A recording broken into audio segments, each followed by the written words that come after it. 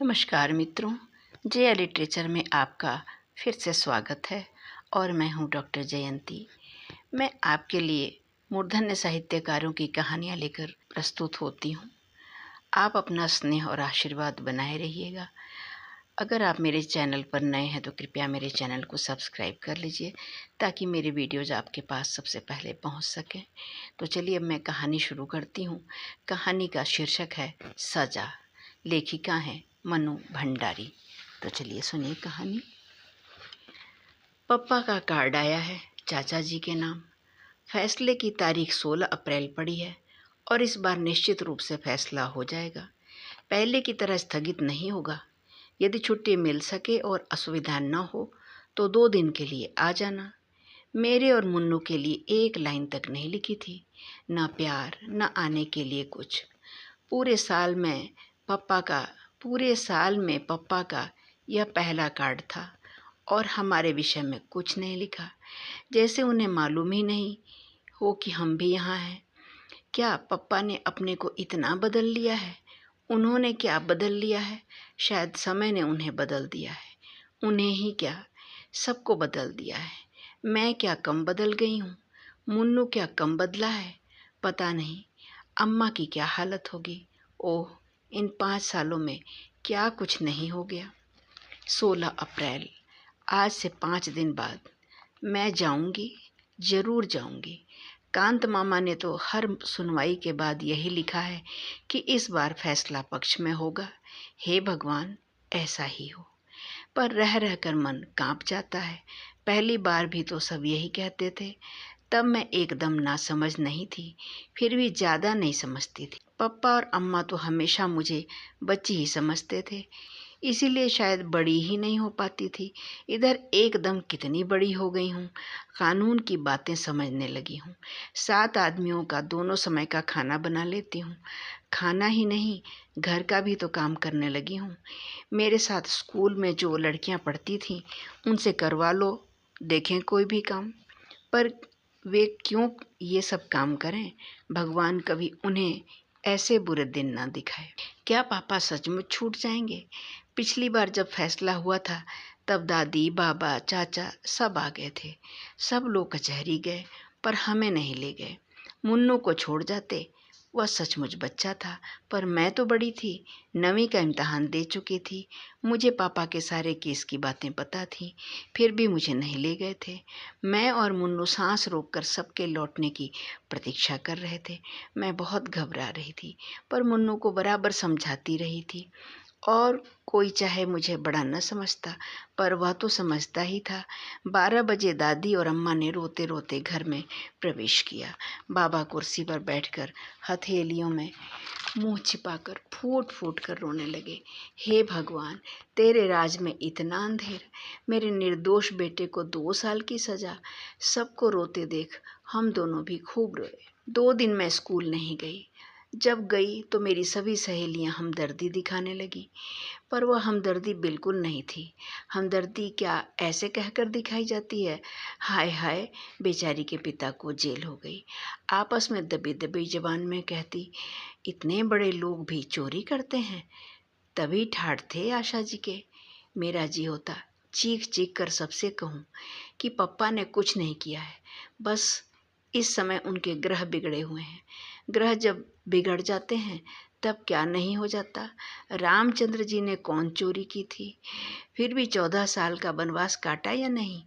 पांडवों ने क्या किया था? फिर भी अज्ञातवास भोगा या नहीं? तब जब ग्रह बिगड़ते हैं तो राजा को भी सब कुछ भोगना पड़ता है। इतनी सी बात ये लोग क्यों नहीं समझती? अम्मा ने मुझे समझाया कि अभी हमारे बुरे दिन हैं, जो भी आए चुपचाप सहन कर लो, और मैं समझ गई। तभी तो उन लोगों से कुछ नहीं कहती थी, पर उनको कभी समझ नहीं आया। शायद बुरे दिनों में ही समझ बढ़ती है। खैर, तभी कांत मामा आ गए। वह इंग्लैंड से जैसे ही लौटे सीधे घर आ गए थे।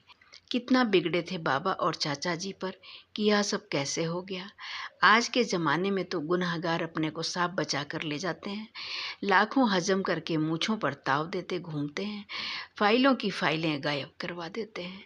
और एक ये हैं कि बिना गड़बड़ किए सजा भोगने जा रहे हैं। बिना अपराध किए भी बाबा अपराधी की भांति चुपचाप सिर नीचा किए सब सुनते रहे। वह बेचारे कानून के छक्के पंजे क्या जाने, जब नहीं सुना जाता तो रो पड़ते। उस समय मुझे कांत मामा का व्यवहार जरा भी अच्छा नहीं लगता था, पर कुछ कह भी तो नहीं सकता था कोई। वह हाई कोर्ट में अपील मंजूर करवाने के लिए भाग दौड़ कर रहे थे। इंग्लैंड से लौटकर कांत मामा अपने को बहुत समझने लगे थे, शायद बहुत कुछ होकर भी आए थे। उन्होंने सचमुच अपील मंजूर करवा दी।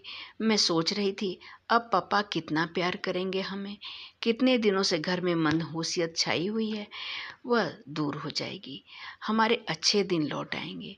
सब लोगों के आ जाने से हमें तो कोई पूछता ही नहीं था। एकाएक हम कुछ नहीं रहे। मैं फिर भी कुछ समझती थी, पर मुन्नू नहीं समझता। किसी भी चीज़ की जिद कर बैठता। मैं उसे समझाती, भैया अभी हमारे बुरे ग्रह आए हुए हैं, किसी भी चीज़ की जिद नहीं करते, पर वह ग्रह वह कुछ नहीं मानता और रोए ही चला जाता। अपील मंजूर होने पर मैंने सोचा था अब हमारे बुरे दिन टल गए, अब सब कुछ पहले जैसा हो जाएगा। तब मैं नहीं जानती थी कि अपील मंजूर हो जाना मुकदमा जीतना नहीं होता। मुकदमे की शुरुआत होती है असली लड़ाई, असली परीक्षा। पप्पा थोड़ी देर बाद चाचा के साथ तांगे पर आए थे और आते ही बात करना तो दूर, बिना किसी की ओर देखे चुपचाप नज़र नीचे किए वह ऊपर चले गए। सब लोग सकते में आ गए। कैसे हो गए हैं पप्पा? किसी की हिम्मत ही नहीं हुई कि ऊपर जाए। आखिर दादी ने अम्मा को भेजा। अम्मा थोड़ी देर में ही लौट आई। दरवाज़ा ही नहीं खोलते बहुत खटखटाया तो यही कहा, चली जाओ, मुझे अभी परेशान मत करो। यूँ घर वालों के साथ रोई मैं रोज ही थी, पर उस दिन पहली बार मेरा मन रोया था, अपनी पूरी समझ के साथ रोया था। क्या हो गया है मेरे पप्पा को? 25 दिनों बाद घर में घुसे और प्यार करना तो दूर रहा, हमारी ओर देखा तक नहीं।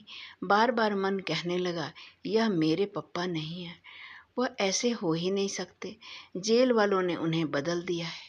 कुछ अजीब सा भय मन में समाने लगा कि अब शायद पप्पा कभी प्यार नहीं करेंगे। और सचमुच उसके बाद मैंने कभी उनका प्यार नहीं पाया, आज तक नहीं। इस कार्ड में क्या वह एक पंक्ति भी हमारे लिए नहीं लिख सकते थे? यूँ मैं उनकी इस उदासीनता और तटस्थता को समझती भी हूँ। शायद वह अब किसी से मोह नहीं रखना चाहते, कहीं फिर सजा हो गई तो। शाम को सब लोग ऊपर गए। दरवाज़ा तो खोला पप्पा ने, पर बात किसी से नहीं की थी। बस तकिए में मुंह गड़ाकर पड़े रहे थे। मुझे डर लग रहा था जैसे वह रो रहे हैं, पर हमें तुरंत नीचे भेज दिया गया था। कितना कितना गुस्सा आया था उस समय। पप्पा हमारे हैं और ये सब इस तरह कर रहे हैं मानो हम कुछ हैं ही नहीं। पप्पा पर पहला हक मेरा है और वह भी सारी दुनिया में मुझे ही सबसे ज़्यादा प्यार करते हैं। मैं मनाने लगी थी कि ये सब लोग जल्दी से जल्दी अलीगढ़ से चले जाएं तो अच्छा हो, तभी शायद पप्पा पहले की तरह प्यार करेंगे। सबके सामने शायद उन्हें शर्म आती है। शर्म की बात तो है ही, स्कूल में मुझे क्या कम शर्म आती थी। पप्पा के घर आने के बाद मामा और चाचा जी चले भी गए। दादी और बाबा तो घर के ही हैं, पर पप्पा फिर भी नहीं उतरे। उस रात अम्मा को सोने के लिए ऊपर भेजा। वह सवेरे उठकर आई तो बोली, माँ जी मुन्नू को आप गांव लेती जाइए, वहाँ के स्कूल में डाल दीजिए। यहाँ तो अब उसकी फीस जुटाना भी भारी पड़ेगा। आशा का तो इस साल फाइनल है, वरना उसे भी उमेश भैया के पास भेज देती। नीचे का घर अब खाली कर देंगे। फिर और पता नहीं क्या क्या बातें हुई दोनों में, और फिर दोनों खूब रोईं, खूब रोईं। मैं किसी को भी रोता देखती तो बिना कारण जाने ही रोने लगती। फिर उस समय तो रोने का कोई बहुत बड़ा कारण भी था। मुन्नू चला जाएगा, कैसे रहेगा वह गांव में? वहाँ का स्कूल भी कोई स्कूल है? यहाँ अच्छे स्कूल में पढ़ा। पप्पा वैसे चाहे सारे दिन चुपचाप पड़े रहें, पर इस मामले में कभी चुप नहीं रहेंगे। पर पापा कुछ नहीं बोले। शायद अम्मा पापा ने साथ बैठकर ही यह सब तय किया था। रो धोकर मुन्नू भी चला गया। हाँ, जाते समय पापा ने उसे सीने से लगाकर बहुत प्यार किया था। मैं पास ही खड़ी रही। पापा की आंखों से आंसू टपक रहे थे। मेरा बड़ा मन कर रहा था मैं आंसू पोंछ दूं, उनके दुख को दूर करने के लिए नहीं, पापा का प्यार पाने के लिए। मुन्नू दूर जाकर भी पप्पा के कितने पास हो गया। मैं पास रहकर भी शायद हमेशा से दूर ही रहूंगी। पर पप्पा छोड़ने नीचे नहीं आए, कोई स्टेशन भी नहीं गया। जाता ही कौन? अम्मा अकेली निकलती नहीं, और मैं जाती तो लौटती कैसे? मुन्नू के जाते ही हमारा घर सूना ही नहीं हुआ, उसमें बहुत कुछ रद्दो बदल भी हो गया। और फिर मुन्नू ही क्यों, धीरे धीरे सारा सामान भी चला गया। नीचे का मकान खाली कर दिया। खाना पकाना और सोना बरसाती में। पास की छोटी सी कोठरी साफ करके मुझे पढ़ने के लिए मिली। पप्पा अब कुछ कुछ बोलने लगे थे, पर पहले वाले पप्पा वह बिल्कुल नहीं रह गए थे। बस सारे दिन चुपचाप लेटे रहते या कुछ पढ़ते रहते। कभी कभी गोदी में तकिया रखकर कुछ लिखते भी। मेरा बड़ा मन होता कि देखूं वह क्या लिखते हैं, पर कभी हिम्मत नहीं हुई। कितनी ही बार पढ़ा था कि दुख में हिम्मत रखने वाले सच्चे वीर होते हैं। हंसते हंसते जो सारे दुखों को झेल जाए वही सच्चा वीर पुरुष है। मेरा मन होता पप्पा को यह बात समझाऊं, पर क्या पप्पा यह सब नहीं जानते? फिर इस तरह मुंह छिपाकर तो वह पड़ा रहे जिसने सचमुच चोरी की हो। पप्पा को बाहर निकलना चाहिए, घूमना फिरना चाहिए। इस तरह रहकर तो वह सबके बीच अपने को अपराधी ही साबित कर रहे हैं, पर उन्हें कैसे समझाती?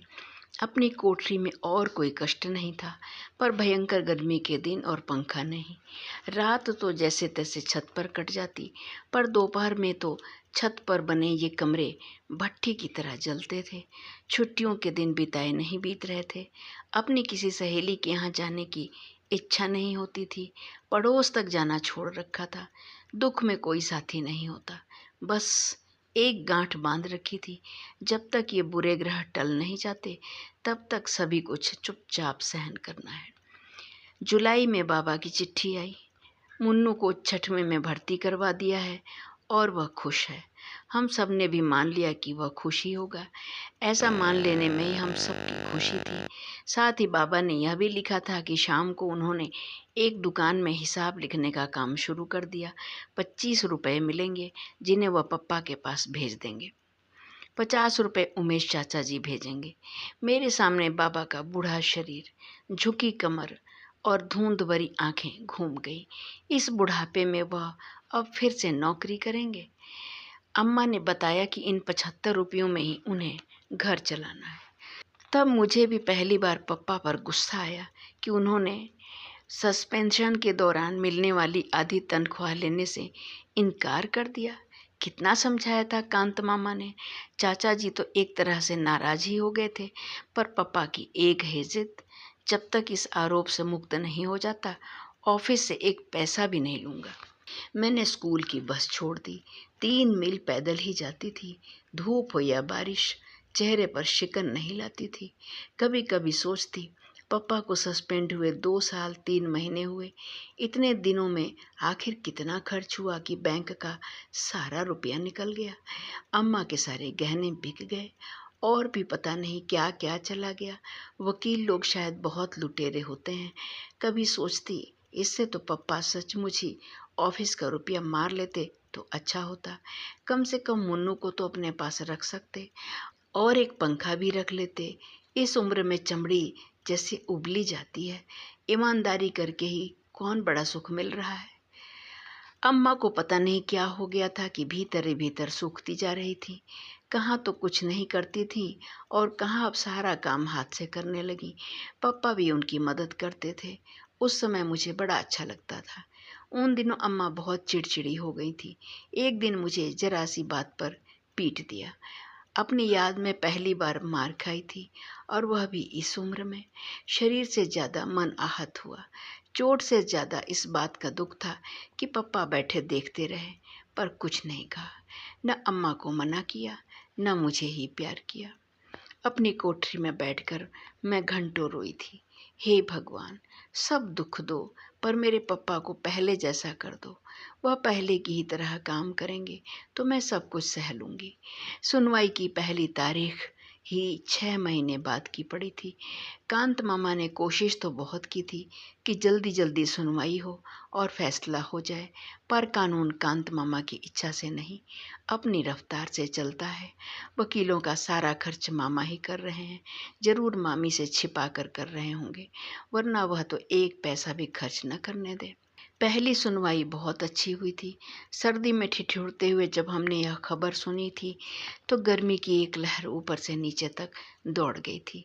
घर की हालत बद से बदतर होती जा रही थी, खासकर अम्मा की। मुझे तभी लगता था कि कोई ऐसी बीमारी इन्हें लग गई है जो भीतर ही भीतर इन्हें खाए जा रही है। हाइजीन में रोग और उसके लक्षण पड़ रखे थे, और मुझे अम्मा के सारे लक्षण राज यक्ष्मा के से लगते थे। सर्दी में वह जो ठंड खा गई तो 4 महीने तक खांसती ही रही। बाबा की चिट्ठी आई, हिम्मत रखना बेटा, बुरे दिन आते हैं तो सब तरफ से आते हैं, पर ये दिन फिरेंगे जरूर। भगवान के घर देर हो सकती है, अंधेर नहीं। दूसरी सुनवाई अप्रैल में हुई। तारीखें जल्दी मिलती ही नहीं थी। पप्पा को छूटे साल हो गया था और अभी केवल 2 सुनवाई हुई थी। इतने इतने दिनों बाद ही यदि सुनवाई हुई तो 1 साल और लग जाएगा। मेरा मन कांप कांप जाता था। लगता था अब ऐसे दिन नहीं काटे जाते। मुन्नू गांव में, पप्पा बरसाती में, मैं कोठरी में और अम्मा घाट पर। कैसे मैंने मैट्रिक का इम्तहान दिया था मैं ही जानती हूँ। फिर भी 2nd डिवीज़न में पास हो गई। कोई खुशी मनाने वाला नहीं था। सबके मन ऐसे मर चुके थे कि ना किसी बात की खुशी होती थी न रंज। जुलाई में नई समस्या आई। गांव में तो केवल मिडिल स्कूल ही था। मुन्नू का अब क्या हो, मेरा अब क्या हो। यहाँ कॉलेज में जाने का तो प्रश्न ही नहीं उठता था। मैं जानती थी कि बच्चों को पढ़ाना तो दूर, 75 रुपये में साथ रखकर खिलाना भी मुश्किल था। बाबा ने मुन्नू को सीधे उमेश चाचा के पास भेज दिया और खबर कर दी। यहाँ की स्थिति वह जानते थे। पप्पा का पत्र पढ़कर सिहर उठे। अम्मा बहुत रोई। मैं छोरे को बेपढ़ा ही रख लेती, वहाँ क्यों भेज दिया। एक बार उसे मुझसे मिला तो देते। लीला का स्वभाव कौन नहीं जानता। मेरा बच्चा सहम सहम कर मर जाएगा। 2 दिनों तक वह रोती रही। पप्पा अपराधी की तरह चुप बैठे रहे। अम्मा क्यों रोती हैं इस तरह।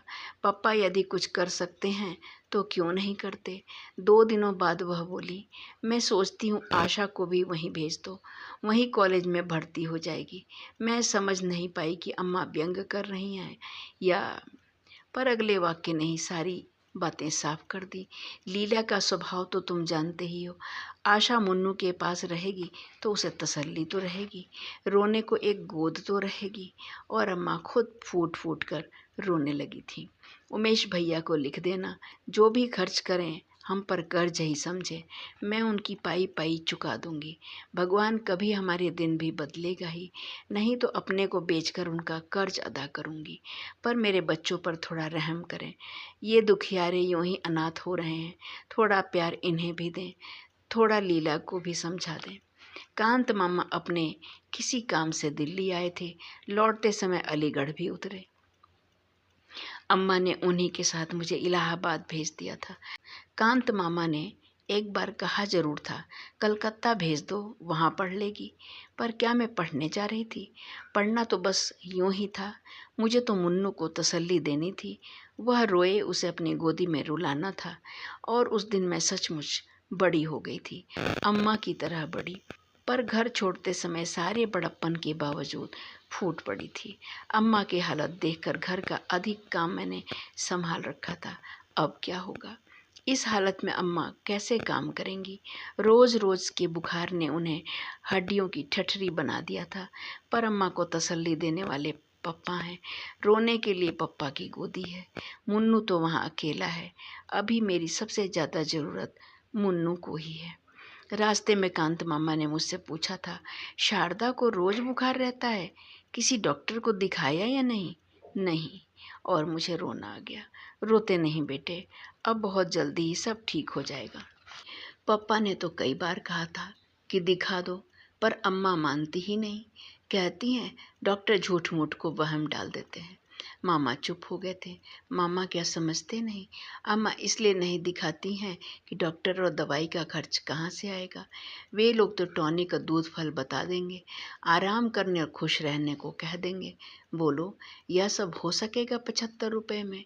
मुझसे पूछो, इन दिनों में मैंने हिसाब चलाया है, एक एक चीज़ गिना सकती थी, पर उनसे क्या कहती।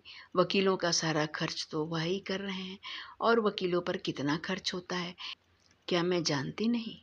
मुन्नू मुझे देखते ही चिपट पड़ा था और रो दिया था। मुझे भी रोना आ गया था। चाची ने कुछ कहा जरूर था, पर अपने ही रोने में हमने सुना नहीं। मुन्नू को गले लगाकर मुझे कैसा लग रहा था मैं नहीं बता सकती। इतना जरूर लगा कि उसे सचमुच किसी गोदी की जरूरत थी, किसी सहारे की। मैं चाची से बातें कर रही थी। उन्हें मेरा आना अच्छा नहीं लगा था, यह साफ था। पर मैं ही कौन अपनी इच्छा से आई हूँ। मुन्नू का रंग काफ़ी सांवला पड़ गया था, चेहरा सूख कर मुरझा गया था और आंखें बड़ी सहमी सहमी सी लगी थी। लगा बहुत डर कर दब कर रहता है शायद यहाँ। घर में तो कितना उधम करता था, इतना सा बच्चा, कैसे उसने अपने को बदला होगा, दबाया होगा। देखा, उसका काम था साल भर के बिट्टू को खिलाना। सारे दिन वह उसे गोदी में टांगे टांगे फिरता। कब वह पढ़ता होगा, कब वह होमवर्क करता होगा। रात को जब वह सोने मेरे पास आया तो धीरे से बोला, दीदी कल मुझे बुढ़िया के बाल खिलाना। टिल्लू और पम्मी रोज खाते हैं।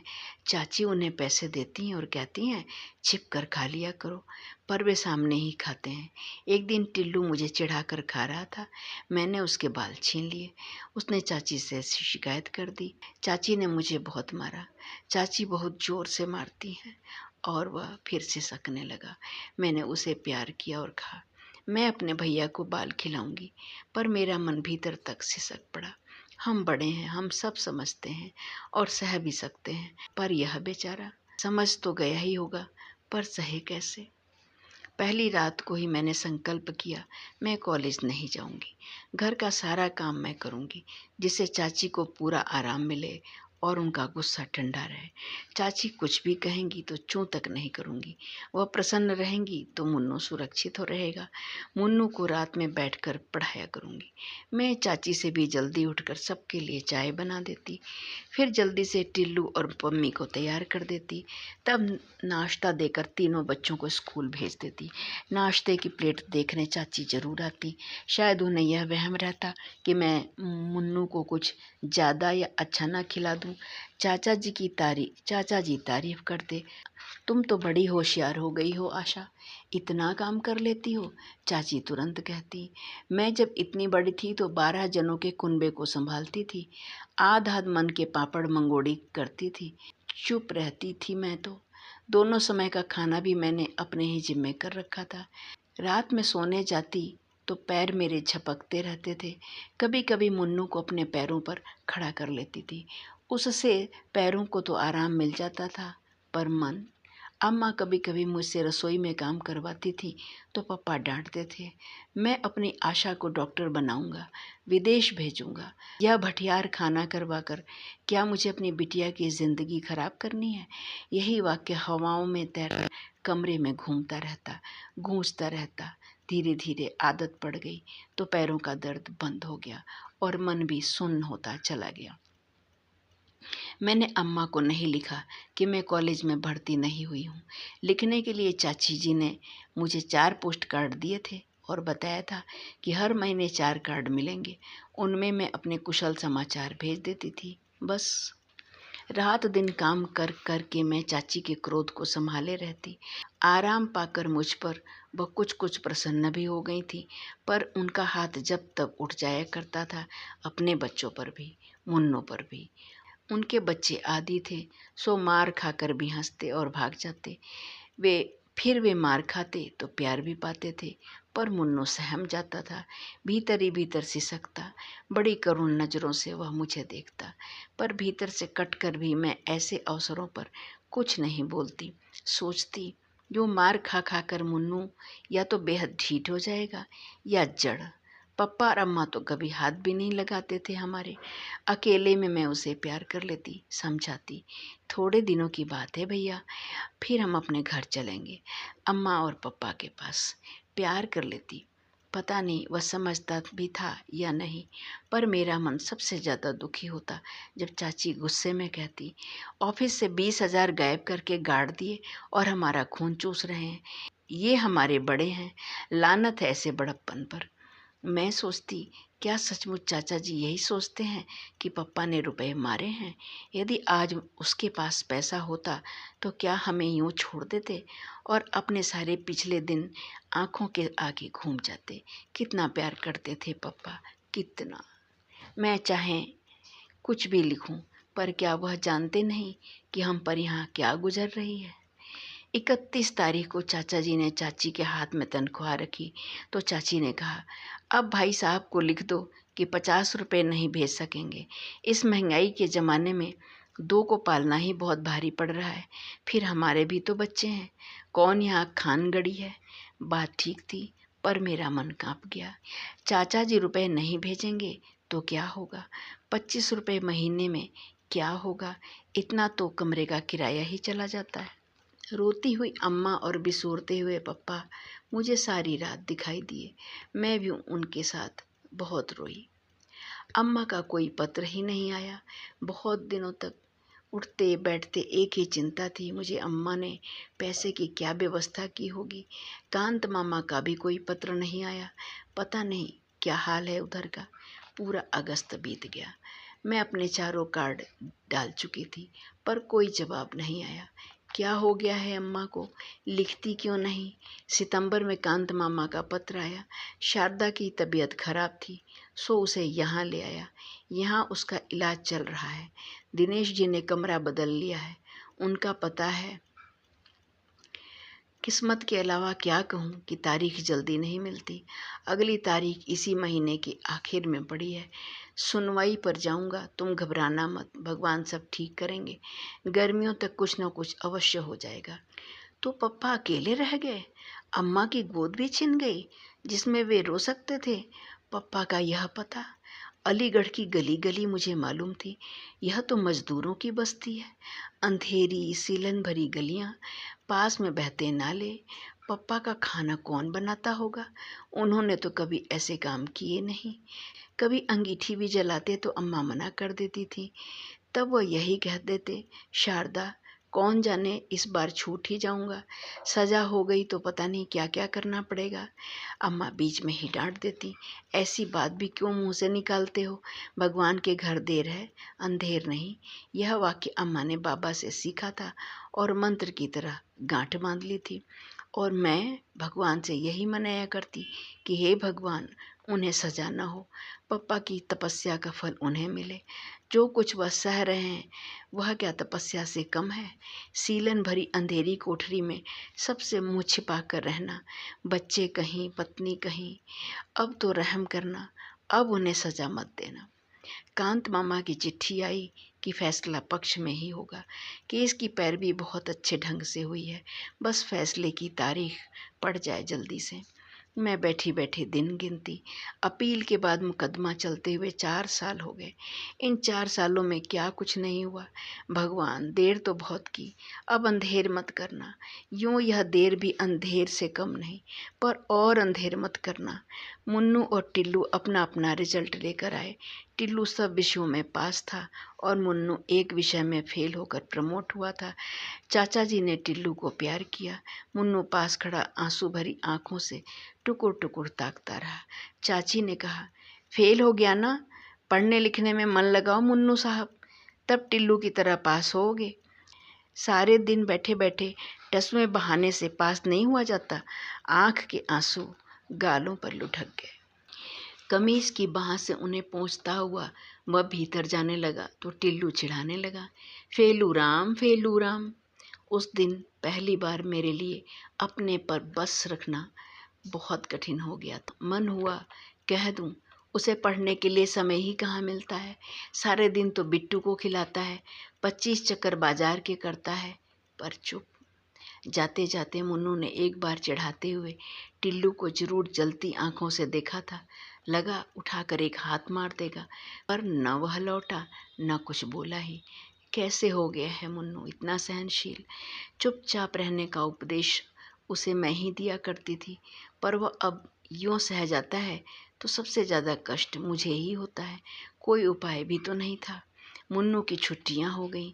सोचती थी शायद कांत मामा या अम्मा का कोई पत्र आएगा कि तुम लोग आ जाओ, पर किसी ने कुछ नहीं लिखा। पप्पा तो कभी कुछ लिखते ही नहीं। अम्मा कभी कभी 2 लाइनें लिख देती, मैं धीरे धीरे ठीक हो रही हूँ, तुम चिंता मत करना। लीला को आशीर्वाद, बच्चों को प्यार, चाची की मदद करना, तंग मत करना। मुझे हर बार लगता कितनी झूठी चिट्ठी लिखती हैं अम्मा। पर धीरज की अवधि खींचते खींचते 1 साल तक पहुंच गई। पिछले मार्च सुनवाई हुई थी और अब इस साल की अप्रैल है। मुझे तो अब लगने लगा था कि जैसे जिंदगी भर हमें इसी तरह रहना है, बस इसी तरह। अब मैं कभी कॉलेज में पढ़ने नहीं जाऊंगी। मुन्नू हर साल एक विषय में फेल होकर जैसे तैसे प्रमोट हुआ करेगा। अम्मा शायद हमेशा बीमार रहकर मामा के यहाँ इलाज ही करवाती रहेंगी। पप्पा वैसे ही सीलन भरी बदबूदार कोठरी में अपना खाना पकाया करेंगे। और तभी आज पप्पा की यह चिट्ठी आई, उसके हाथ की लिखी पहली चिट्ठी। मैंने 1000 बार उसे देखा, पढ़ा, छुआ, जैसे उस कार्ड को छूकर पप्पा की हालत का ज्ञान हो जाएगा। पप्पा ने हमें बुलाया नहीं, कहने से चाचा जी ले जाएंगे, पर इस बार जाएंगे जरूर, चाहे कुछ भी हो जाए। कांत मामा को लिखूं, वे लेते जाएंगे। कल सवेरे 10 बजे फैसला है। हम दोनों कांत मामा के साथ आ गए। धर्मशाला में छोड़कर मामा पप्पा को लेने चले गए। पूरी उम्मीद थी कि इस बार अम्मा जरूर आएंगी, पर वह नहीं आई। मामा ने इतना ही कहा, उनकी हालत लाने जैसी नहीं थी। फैसला हो जाए तो तुम लोग वहीं चलना। पता नहीं अम्मा किस हाल में है, पता नहीं अम्मा किस हालत में है। मन बार बार कांप उठता है, मामा कुछ छिपा रहे हैं। मैंने भी अम्मा से कितना कुछ छिपा रखा था। आज कौन किसके बारे में सही बात जानता है। दूसरे को हल्का रखने के लिए सब अपने अपने दुख से ही भारी हो रहे हैं। पप्पा आए तो मैं और मुन्नू उनसे लिपट गए। कैसे हो गए हैं पप्पा। शायद पप्पा को भी हम लोग ऐसे ही लग रहे होंगे। कितने कितने आंसू बह गए हम तीनों के। कांत मामा भी रो पड़े। शाम को दादी बाबा भी आ गए। रात में मुन्नू दादी से पूछ रहा था, दादी अब तो हम पप्पा के पास ही रहेंगे ना। तुम इतनी पूजा करती हो, अपने भगवान से कहो कि हमारे पप्पा को छोड़ दें। हाँ बेटा, अब तो पप्पा के पास ही रहेगा। रात दिन भगवान से यही तो कहती हूँ। चाची के पास तो मैं अब कभी नहीं जाऊँगा। टिल्लू अपने को समझता क्या है। मैं अपने पप्पा के पास रहूं और फिर आ जाए। हर एक चीज़ में पछाड़ सकता हूँ, पढ़ने में भी, कुश्ती में भी। पहले फर्स्ट भी आया हूँ एक बार क्लास में। क्यों दादी, क्यों दीदी, आया था ना। मेरी आंखें भीग आईं। कितने दिनों बाद मुन्नू को उसके असली रूप में देख रही हूँ। टिल्लू ने उसे चिढ़ाया था तो इसने कुछ नहीं कहा था, चुपचाप भीतर बैठकर रोया था। शायद जानता था कि टिल्लू को कुछ भी कहने का अर्थ है चाची की मार। पर मुझे कितना बुरा लगा था उस दिन। कहाँ चली गई मुन्नू की बाल सुलभ ईर्ष्या और प्रतिस्पर्धी की भावना। क्या इतनी सी उम्र में हम लोग सब कुछ सहने के लिए ही बने हैं। मुन्नू दादी की खाट पर ही सो गया। मुझे बिल्कुल भी नींद नहीं आई। कल फैसला है, हम सबकी किस्मत का फैसला। कांत मामा बहुत आश्वस्त हैं, पर पप्पा के चेहरे पर तो कोई भाव ही नहीं। फैसला हो गया। मैं भी कचहरी गई थी। इस बार किसी ने रोका भी नहीं। वहाँ खास भीड़ नहीं थी। पप्पा में भला घर वालों के सिवा किसे दिलचस्पी हो सकती थी। पप्पा कटघरे में खड़े थे। हम कुर्सियों पर बैठे जज साहब के आने की प्रतीक्षा कर रहे थे। जज साहब आए तो बाबा ने आंखें मूंद ली। अम्मा का सिर नीचा था। वह जरूर मन ही मन प्रार्थना कर रही होंगी। मैं मुन्नू का हाथ कसकर दबाए बैठी थी और मुझे लग रहा था कि अब और देरी होगी तो मेरी सांस भी घुट जाएगी। कानूनी भाषा में जज साहब ने क्या क्या कहा मुझे कुछ समझ में नहीं आया, पर आखिरी वाक्य समझ में आ गया, मुजरिम को रिहा किया जाता है। मैं मुन्नू की हाथ हवा में उछालकर एक तरह से चीख ही पड़ी, मुन्नू पापा रिहा हो गए, रिहा हो गए। पर एकाएक ही दादी और बाबा फूट फूट कर रो पड़े। मैं भय से कांप उठी, कहीं मैंने गलत तो नहीं सुन लिया। पिछली बार भी तो ये लोग इसी प्रकार रोते रोते घर में घुसे थे, पर बाबा का यह वाक्य, मैं कहता था ना बेटे, भगवान के घर देर है अंधेर नहीं, देख। पर पप्पा को क्या हुआ, वह खुश क्यों नहीं हो रहे? उनका भावहीन चेहरा, गड्ढे में धंसी हुई निस्तेज निर्जीव आंखों में से खुशी की चमक क्यों नहीं आ रही? वह ऐसी पथराई आंखों से बाबा को देख रहे हैं मानो उन्हें बाबा की बात ही समझ में नहीं आ रही हो। मैं दौड़कर पप्पा से चिपट गई। पप्पा, अब बरी हो गए, सुनते हैं आपको सजा नहीं हुई, सजा नहीं हुई आपको। पर पप्पा फिर भी वैसे ही रहे, मानो उन्हें विश्वास नहीं हो रहा है कि उन्हें सजा नहीं हुई। अभी आप सुन रहे थे मनु भंडारी जी की एक अत्यंत मार्मिक कहानी, सजा। आपको ये कहानी कैसी लगी? कृपया कमेंट बॉक्स में ज़रूर एक आध शब्द लिख दीजिएगा। मेरे चैनल पर नए हैं तो कृपया सब्सक्राइब कर लीजिएगा ताकि आप तक मेरा वीडियो पहुंच सके। आपका दिन शुभ हो। बहुत बहुत धन्यवाद आपका। नमस्कार।